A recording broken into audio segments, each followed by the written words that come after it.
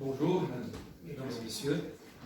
Je tiens d'abord à remercier l'invitation de la professeure Pauline Lemierre-Bouvier. Je remercie beaucoup, professeur. Je voudrais exprimer la joie que je ressens en ce moment et combien je me sens honoré d'être ici dans la plus célèbre des universités européennes. Je passe immédiatement au thème que je vous apporte que la violation des droits de l'homme au sein de l'univers pénitentiaire brésilien. Mais avant de vous parler directement du thème, je voudrais vous donner quelques données qui peut-être vous seront intéressantes sur la réalité du système pénitentiaire brésilien. Le Brésil possède une population de 812 000 détenus. Ça correspond à la troisième population carcérale du monde, derrière les États-Unis et la Chine. Mais si on considère que la population chinoise est 6 fois plus nombreuse que celle du Brésil, le Brésil possède proportionnellement la deuxième population carcérale du monde. Pour avoir une idée, 380 000 détenus ont été incorporés dans le système pénitentiaire brésilien en seulement 16 ans. Ça représente une croissance de 167% en seulement 16 ans. Et cette population carcérale brésilienne augmente 8% par an. Alors, si cette croissance se poursuit, on aura, dans l'année 2025, 1 500 000 prisonniers dans le système pénitentiaire. Ce sont les données de l'enquête nationale d'information pénitentiaire. Alors, vous imaginez, c'est difficile de gérer un système pénal avec cette population pénitentiaire et de garantir des droits minimums d'humanité, droits de santé aux détenus. Et selon le département de suivi de la surveillance du système carcéral, ces données ne prennent pas en considération le numéro des prisonniers mis en résidence forcée, résidence surveillée au Brésil. 147 000 personnes. Et ces données ne prennent plus en considération le numéro des mandats d'arrêt ouverts au Brésil, qui est de 300 000 mandats d'arrêt ouverts. Alors, si justement ces mandats d'arrêt étaient appliqués, on aurait une population de 1,89 000 prisonniers. Alors, c'est vraiment difficile de gérer un système pareil. Et quelle est la réalité du système pénitentiaire brésilien? Nous avons une situation carcérale, dont je vous ai déjà parlé. Nous avons des constantes rébellions, des assassinats, des tortures, surtout commandées par le crime organisé au Brésil. Nous avons des mauvais traitements infligés par les policiers, par les surveillants et par les détenus, des abus sexuels qui sont fréquemment commis par les détenus les uns contre les autres. Aussi le retard dans l'octroi des avantages pénaux au bénéfice des détenus, c'est-à-dire les aménagements des peines, ce qui concerne les aménagements de peine. Et 40% des détenus au Brésil sont des détenus provisoires, c'est-à-dire des détenus qui attendent un jugement définitif par la justice et qui purgent la peine, une grande part de ces détenus, dans les commissariats de police qui n'ont pas les structures nécessaires justement pour la mise en garde de ces détenus. Et le défi, avant de garantir de certains droits humains aux détenus, pour un détenu au Brésil, il faut surtout, c'est le premier défi, de garder la vie sauve dans un système absolument abrutissant et avec des constantes violations aux droits de l'homme. Vous vous souvenez peut-être le massacre qu'on a eu dans l'année 1992 dans l'établissement pénitentiaire de Carandiru au Brésil, où 111 détenus ont été exécutés par la police. Les agents, les surveillants, les agents de police, ils ont allégué légitime défense, mais on a eu ce massacre et 111 détenus ont été exécutés. Plus récemment, dans l'établissement de Pernias au Maranhão, entre les années 2013 et 2014, 62 détenus ont été exécutés avec des pratiques de cannibalisme et de décapitation des détenus Nous avons des gangs, des organisations criminelles, le PCC, le premier commando de la capitale, surtout, et les commandos vermelhos, les commandos rouges, le commando vermelho, et qui commandent justement ces massacres.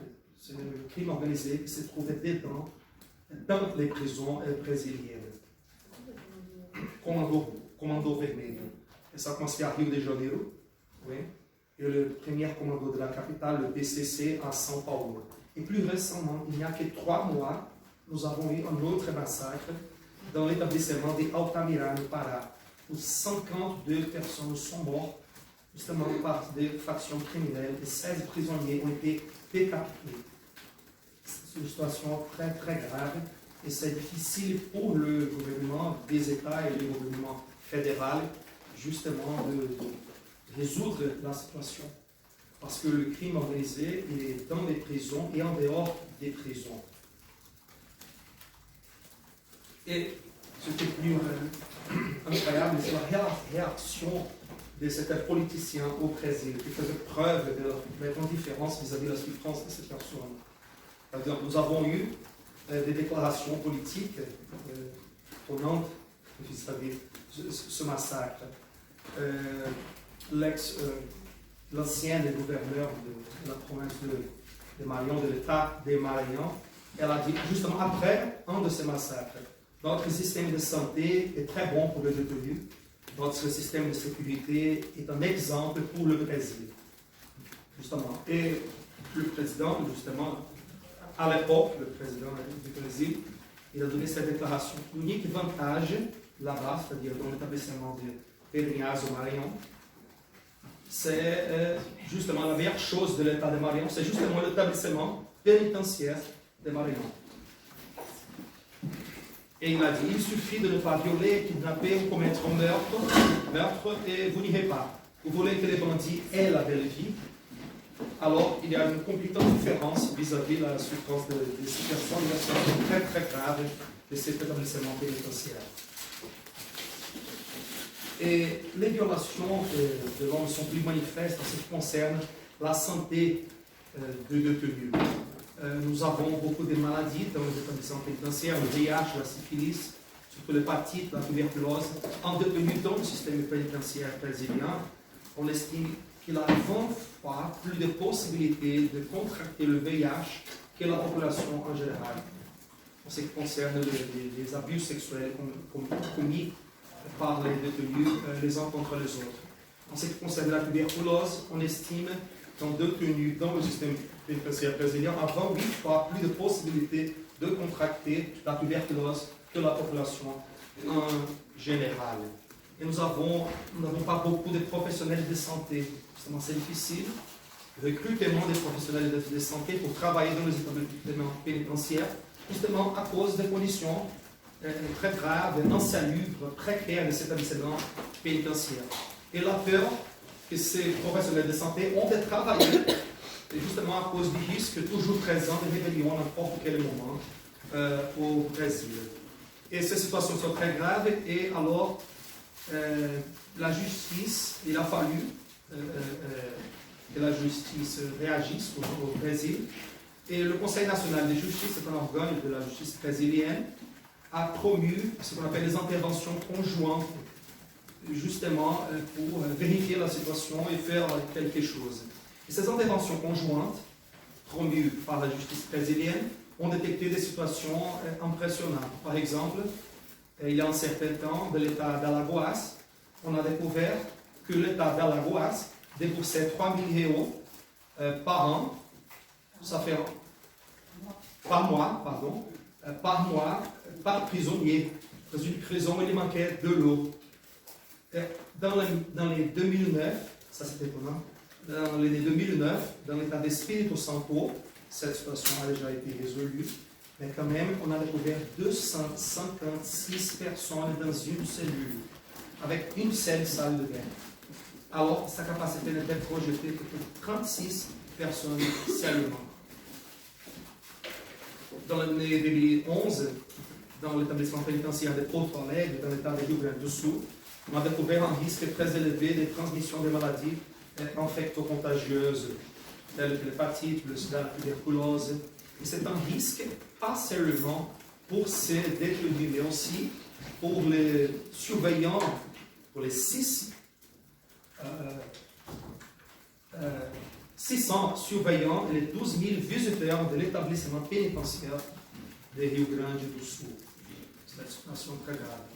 Le Conseil national de justice, à travers ces interventions conjointes, a découvert aussi d'autres situations très graves en ce qui concerne les détenus souffrant de troubles mentaux. On a découvert un détenu dans l'état de Paraná qui était derrière des barreaux avec aucune nécessité. Un détenu souffrant de troubles mentaux, il était là depuis 36 années sans nécessité, sans aucun motif. Dans l'établissement pénitentiaire de Ceará, on a découvert un détenu de 80 ans souffrant de troubles mentaux qui avait été absous par la justice en 1989 et qui continuait derrière les barreaux. Que le Brésil a une longue liste de violations des droits de l'homme. Pardon? Moi, je disais juste que je prendre des notes un peu de... Ah. Si vous avez Concernant, oui, je peux arrêter à n'importe quel moment, si vous avez des questions. Oui. Ça va? Mais je vais vous donner tous ces données. Ah, ouais. super. C'est drôle. Continuez? Oui. Merci. C'est un problème.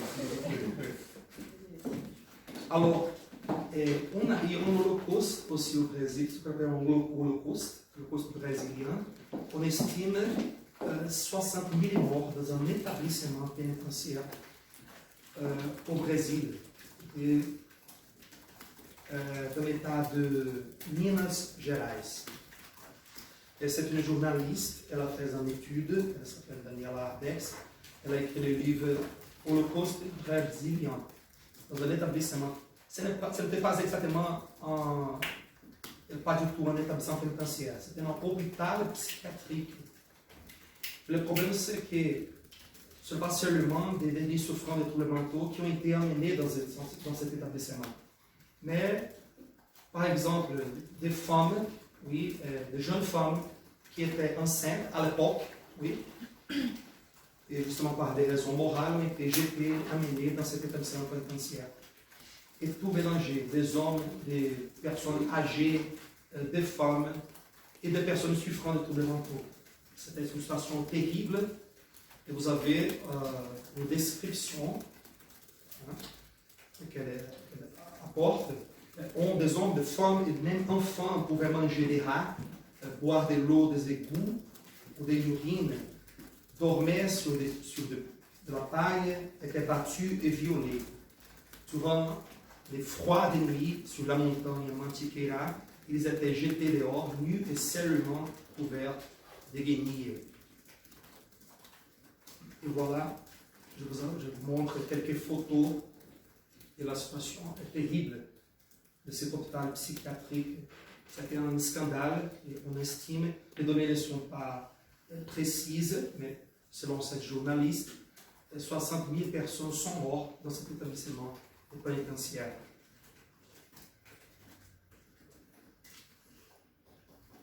Et quelles sont les actions, justement, ce qui concerne la santé des détenus, les actions des gouvernements fédéraux au Brésil? Justement, avant 2003, et 2003, on peut considérer l'année 2003 comme la marque divisoire de cette situation, parce qu'avant 2003, il régnait une certaine incertitude concernant le ministère responsable de la mise en place de la santé des détenus. Selon le ministère de la Justice, la brésilienne, la responsabilité de la mise en place des détenus appartenait au ministère de la Santé, puisqu'il devait s'occuper seulement de la sécurité dans les établissements pénitentiaires. D'autre part, selon le ministère de la Santé, la responsabilité appartenait au ministère de la Justice. Une fois que le ministère de la Santé était responsable de la mise en place de la santé de la population en général, c'est-à-dire la population qui se trouvait en liberté. On avait toujours ce transfert de responsabilités, c'est très visuel dans l'administration publique. Et justement, ça a changé au point de vue formel dans l'année 2003 avec quelques actions. Le plan national de santé du système pénitentiaire a été créé justement pour établir 70% de la responsabilité de la santé de détenus appartenait dorénavant au ministère de la Santé et 30% au ministère de la Justice. Pourtant, ce mécanisme n'a pas marché et il a fallu créer un autre plan. Oui, en 2014, la politique nationale de prise en charge de la santé des personnes privées de liberté dans le système carcéral. Et alors, le gouvernement fédéral a estimé que le ministère de la Santé serait responsable pour 100% de la santé des détenus.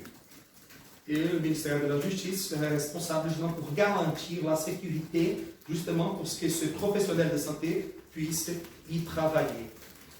Le gouvernement fédéral a célébré une convention avec 24 États sur 26 États du Brésil pour la mise en place de 632 unités de santé de base avec un investissement d'environ 10 millions d'euros. Ça n'est pas beaucoup pour 632 unités de santé. Mais le problème reste malheureusement. En ce qui concerne les détenus souffrant de troubles mentaux, le gouvernement fédéral a pris la décision de la fermeture progressive des hôpitaux psychiatriques. Et justement, le remplacement de ces hôpitaux, ces unités hôpitaux psychiatriques, pour des unités hospitalières sécurisées par les mesures thérapeutiques de base communautaire, en substituant le traitement habituel des détenus souffrant de troubles mentaux dans les établissements fermés de façon à garantir le retour à la liberté. Et le gouvernement fédéral a estimé la création d'équipes multidisciplinaires avec une charge horaire de 30 heures par semaine, une équipe multidisciplinaire formée par un infirmier, un médecin psychiatrique, un psychologue, un assistant social, un professionnel de santé qualifié en sciences humaines, sociales ou de la santé. Mais le problème reste, justement, le transfert des responsabilités. De qui? Qui est responsable pour la responsabilité? Le problème reste.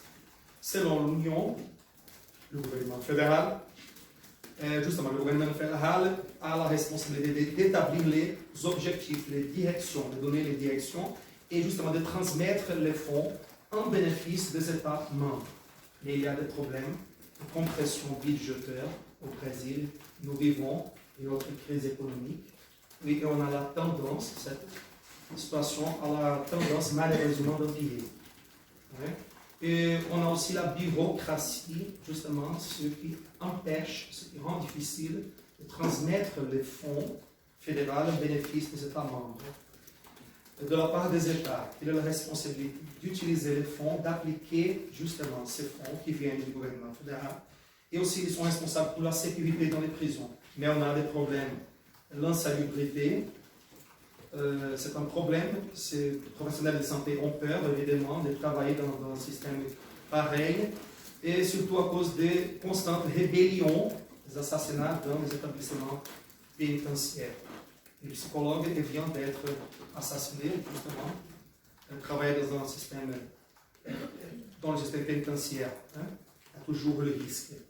Et les municipalités, quelle est la responsabilité des municipalités? Justement, d'enregistrer des équipes de santé. Mais il y a le problème aussi de la bureaucratie et à la réticence de certains professionnels à travailler dans les établissements pénitentiaires. Comme vous voyez, il manque justement de coordination, de synchronisation des mesures prises, justement pour qu'on puisse promouvoir en mieux un système. Nous avons 26 États au Brésil et c'est difficile d'établir un diagnostic précis en ce qui concerne la santé des détenus et leur faire des conditions adéquates au point de vue des droits de l'homme. Il y a quelques initiatives, quelques États vont mieux que les autres. Ces initiatives, en général, pourtant, sont isolées, sont dispersées, sont marquées par le manque de continuité. En général, nous avons des campagnes de vaccination, oui, c'est un point positif, des tests de laboratoire, des préventions des maladies sexuellement transmissibles, le traitement des maladies telles que le sida, la tuberculose, la lèpre.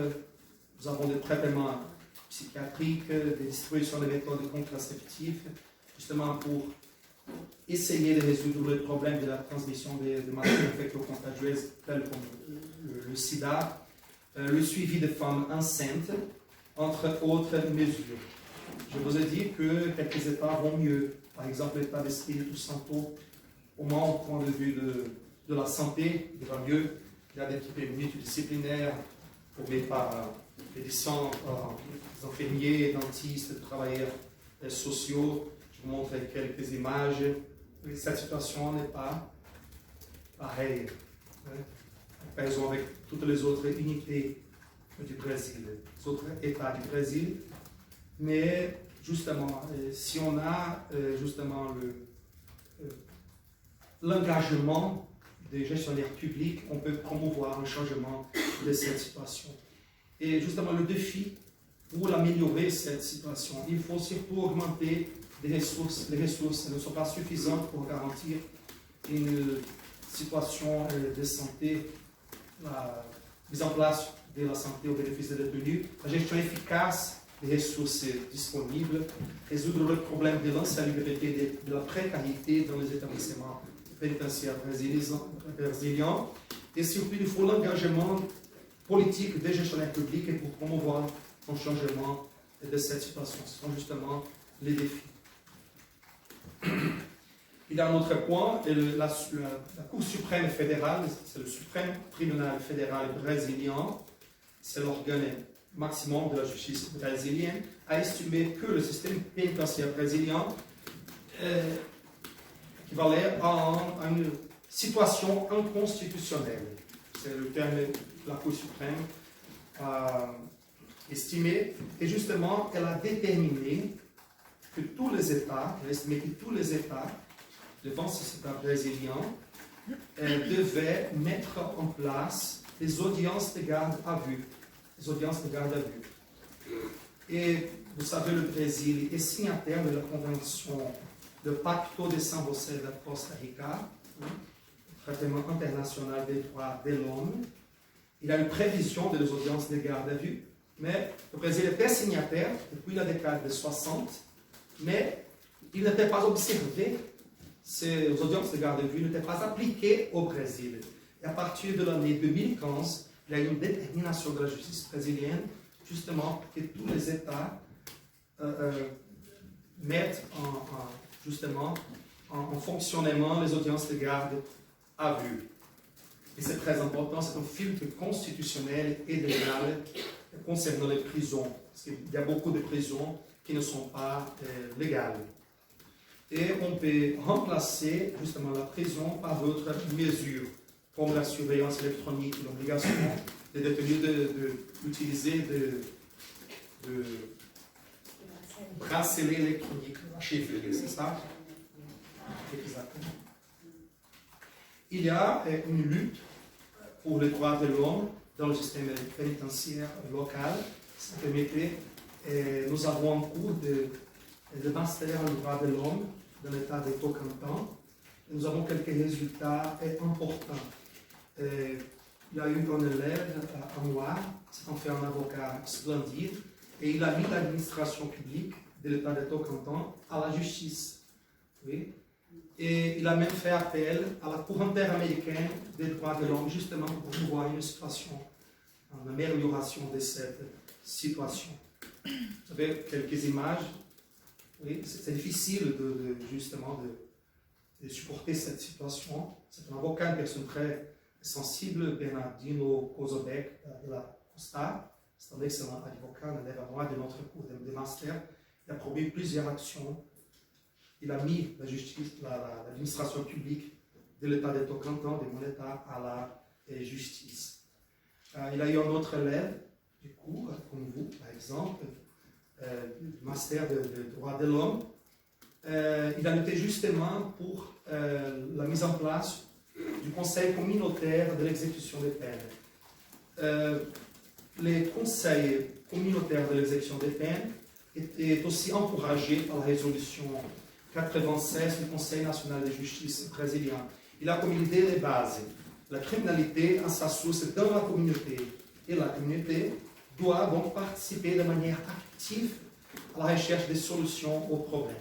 Quels sont les rôles joués par le conseil communautaire de l'exécution des peines? La collaboration avec l'État dans l'exécution des décisions de justice, la réhabilitation, la resocialisation, la réinsertion sociale des détenus, le partenariat avec le secteur privé, l'assistance aux détenus et à leurs familles. Justement, il faut penser aux détenus lorsqu'ils sortent des établissements pénitentiaires, et la garantie des soins médicaux et dentaires, la collecte de toutes les allégations de torture, la mise en œuvre de programmes de réhabilitation des condamnés au monde de travail, de l'art, de la culture et des loisirs, d'entre autres mesures. Je vais vous donner toutes ces informations.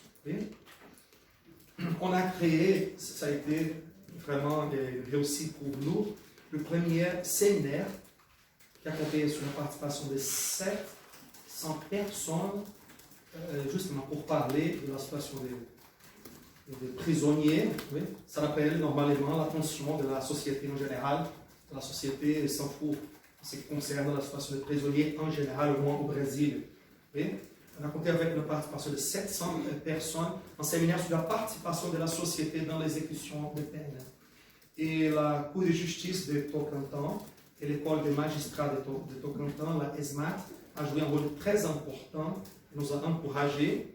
Et c'est une chose intéressante, on a même donné un espace actif pour les détenus, justement pour participer. On a invité quelques détenus, quelques femmes qui étaient derrière les barreaux, oui, justement pour donner aussi des conférences.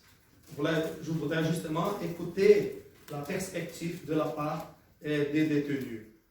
Et on a organisé, on a créé une idée intéressante, c'est le mérite d'un élève à moi. On a créé un livre, c'était exactement la loi d'exécution pénale en bande dessinée. Et justement pour distribuer dans les écoles avec tous les droits et les devoirs des détenus, dans les écoles, dans la société en général.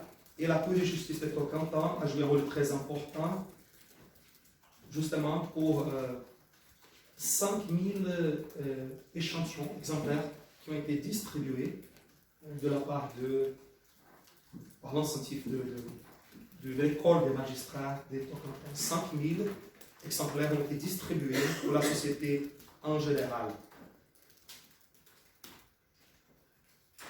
Et mesdames et messieurs, j'arrive à la conclusion de cette petite intervention et je voudrais prendre lien les mots du grand écrivain français, bien sûr. Ce qui n'est pas clair n'est pas français. Oui. Victor Hugo. On voit que la peine est importante, elle est nécessaire. Pourtant, on peut donner un peu plus de sensibilité, d'humanité lors de la purgation de la peine. À quoi donc allez-vous assister? À la transformation de la pénalité.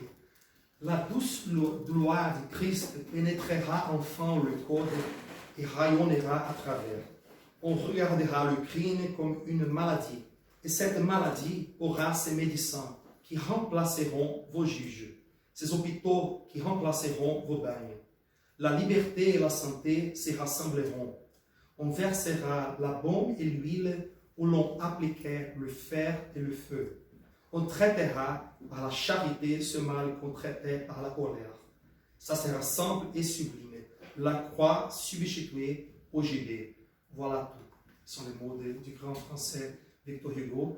Je vous remercie de nouveau de l'attention. Je suis à votre disposition et à une prochaine fois. Merci, professeur.